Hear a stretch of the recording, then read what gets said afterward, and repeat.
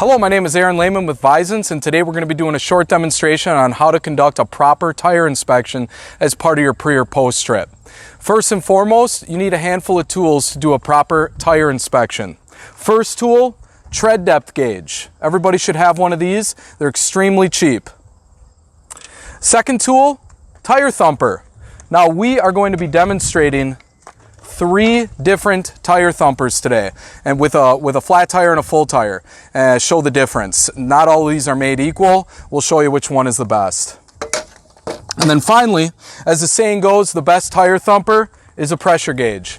You have to have a pressure gauge. $4 at Harbor Freight. No excuse to not have one. All right, to begin the demonstration, we're going to start on the most important tire, which is the steer. And in order to give the steer its adequate inspection, you need to open the hood. Otherwise, you will not be able to see behind it. We've had many instances where drivers are driving around with cord exposed on the inside of the steer and they never saw it because they're not opening the hood to look back there. All right, to begin the inspection, starting on the steer, and I always advocate starting in the center of the wheel and working your way out over the top and to the backside, and that way you don't miss anything. And what is at the center of the steer? You have the hub. Now, I'm not saying you have to check the hub oil levels every single inspection, but at least weekly, give this thing a look. As you'll see in the picture on the screen here, it has a clear line as to where the hub oil should be filled up to. You don't want to overfill, you don't want to have it underfilled. If you don't have a sight, the typical rule is to stick your first knuckle down, and if you can just touch the oil, that's where the level should be. Now, these things leak pretty commonly. It's one of the most common violations. And so give the rim a check for any evidence that hub oil is coming out. As you'll see in this picture here, this is a very obvious hub oil leak. You got it pooling in the rim, but it isn't always that obvious. In the second picture you see here, there is just very subtle marks of hub oil coming out of that tire. That would get you a violation. And then this third picture here is even less obvious. There is evidence that hub oil was coming out, but it has dried and it has left residue on the rim. So all these things would get you a violation. So you want to be looking closely to see if there's any evidence of a hub oil leak. If you're good there, you get to move on now to the lug nuts. Make sure that they're all tight. This unit does not have tightness indicators, but I would advise getting those. Those are very helpful. One of the things you want to look for is shiny metal, which will give you an indication that there's some wiggling going on, or look for rust streaks coming off, which indicates that water's getting behind the lug nut, rusting, and then streaking as the tire spins. So as you'll see in this first picture here, it's very obvious when you have a tightness indicator when one is loose. However, those don't always show when one is loose. As you'll see in the second picture here, there is some rust coming out of the lug nuts without the indicators actually having moved. I stole this picture from the State Patrol. They had some loose washers. The nut stayed in place, which is what the indicator is attached to, but the washer was loose and it was rusting behind the washer. So the third picture here is an example of rust streaks coming out of the lug nuts. That's something you want to look for. And then that fourth picture is an elongated bolt hole. That's another thing that the State Patrol is looking for. It is an out of service violation. That is an indication that there's a major loose nut, that it has worn down the bolt hole. Moving on from the lug nuts, we're going to take a close look at the rim. Rims can get you an out of service violation very easily if there is any sort of fracture. And when rims crack, it's like a hairline fracture, as you'll see in these first 2 pictures here. Those cracks are not easy to see, but you can be assured that the State Patrol will see it when you're going through the scales. So you want to take a close look and make sure that there is no signs of cracking going on. Then from there, you're going to move on just to the outside of the rim here and make sure that the tire is beaded. It's pretty rare that it comes off, but you definitely want to give that a look. Now, finally moving on to the tire. Before we do, I want to take a quick second to explain the parts of a tire. So as you see in the image I just pulled up on the screen, the tire has many parts. On the top side here you have belt, underneath the rubber, and on the side you have body ply. you want to make sure that no belt material or body ply is visible anywhere on your tire. It will get you an out of service violation. So the first thing you're going to look is the outside of the tire. Make sure that there's no body ply exposure. Now I have a couple examples here. If you look at this first picture, you will see some body ply exposed. The tire must have rubbed against something very hard, ripped that rubber off, and now you can see some of that body ply or cord. Second, you got a small cut that is having some body ply fraying out of it. That will get you an out of service violation. You want to look for anything like that, small cuts, abrasions. And then third, look for bulges. Those aren't an automatic out of service. It depends on the size, but very oftentimes if you do have a bulge, it's an indication that you have broken the internal structure of the tire, and now that 100 psi is coming directly against the rubber and pushing it out, which is increasing the chance of a blowout. So definitely bring it up to maintenance if you see any sort of bulge or knot or bump in your tire. Now, a lot of people ask, what about weather cracking, which you'll see in this fourth picture here. Weather cracking is not an issue. It's very, very common on tires. You're not going to get you in trouble with the State Patrol. All right, now we're moving on to the top of the tire, where you're going to be looking for a whole host of different things. First and foremost, and most importantly, your tread depth. Steers need to be 4/32 of an inch at the bare minimum, whereas all the rest of the tires that drive in the trailer, 2/32 of an inch. Now, if you're getting close to that, it should be brought up to maintenance. That's the bare minimum rule, but it should be more than that. If you don't know, the only way to know for sure is with your tread depth gauge. Simply put it on the tread crack and push it down and take your reading. These aren't even close to having an issue, but if you were getting close to that 4/32, that's when your tread depth gauge comes in handy. Some other things that you're going to want to be looking for on the top of the tire is uneven wear, which you can see in this picture here. If you see anything like this, it's an indication of a whole host of different issues. You could have alignment issues, suspension issues, underinflation, or overinflation. Should absolutely be brought up to maintenance.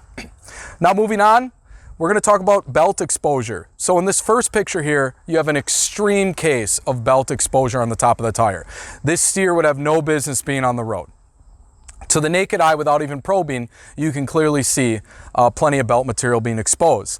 However, belt material isn't always going to be visible to the naked eye. As you can see in this picture here, the State Patrol is pulling back a cut to expose the belt material. That would get you an out of service violation. So if you see some sort of cut, see if you can expose belt material from it. And if you can, that tire's got to be changed.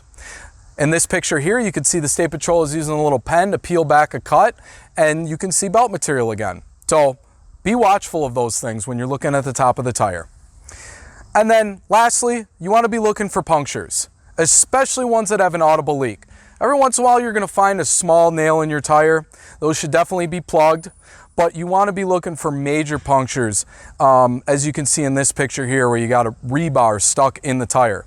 That is something that you cannot be on the road with. So be watchful for punctures, of course. Now, moving on to the back side of the tire.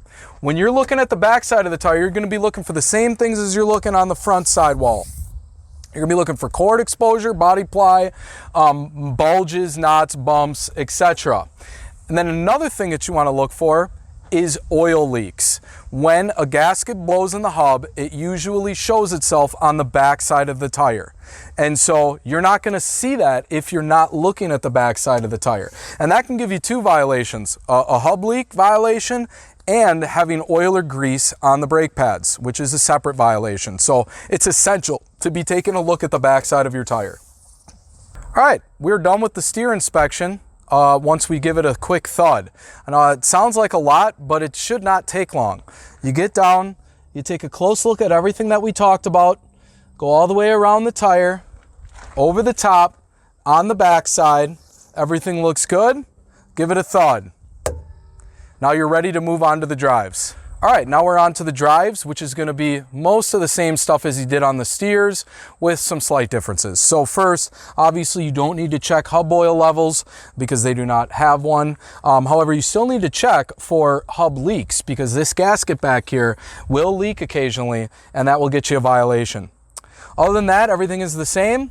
Now, there is one major difference when looking at all tires other than steers. Steers have to be virgin radials, whereas your other tires can be retreads. You want to make sure that the retreads are not separating.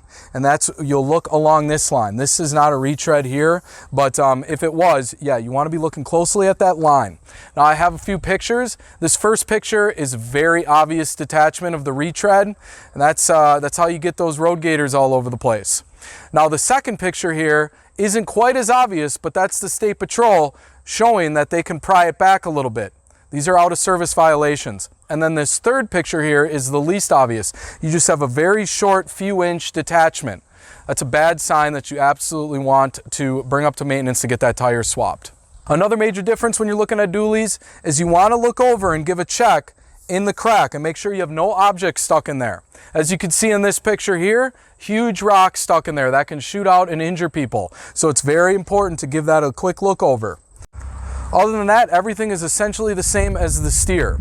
So with that, we're going to go ahead and move on to the thumper demonstration with a full tire and a flat tire. All right, now we're going to be giving a tire thumping demonstration. This is a full tire and this is a flat tire. It's about 15-20 PSI. So I want to start by demonstrating my least favorite of the three that I have to show today. This is the aluminum bat, big rig defense. I don't really like this thing because the ting is so loud that it makes it very hard to hear the difference in the sound of the thud on the tire.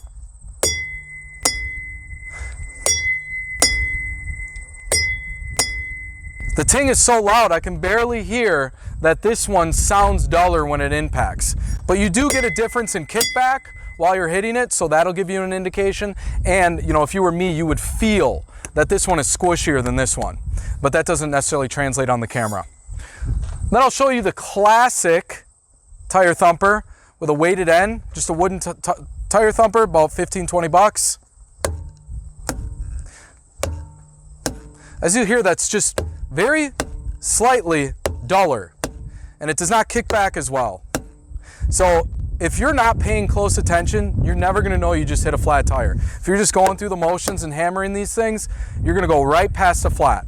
So you really got to be paying attention, and when you are, you will notice the difference. Finally, I wanted to show you what is actually my favorite. A lot of drivers swear by this. It's a $5 8-ounce mallet, rubber ended. And the one nice thing is when you're hitting a dually, since this sticks out, your hand doesn't get in the way over here versus those flat ones. So let's see the difference. Very different sound, way softer hitting this one. I mean, you can't really tell on the camera, but I can feel a difference the most with this one. So I would strongly encourage buying these. Again, they're only $5 on Amazon. So in conclusion, don't inspect like this guy, mindlessly thumping each tire, hardly paying attention to the sound and the feel of the thump, and neglecting to inspect anything. Instead, your inspection should look like this, starting at the center of each tire, working your way out to the top of the tire, and then ultimately to the backside of the tire with the hood open, ending each tire inspection with a mindful tire thump, paying close attention to the sound and the feel. I recommend inspecting tires only and coming back for the rest of the unit's components to avoid missing steps. It should take 2 to 3 minutes to inspect all tires like this, and since you're given 15 to 30 minutes for your pre or post trip, you'll still have plenty of time to hit everything else.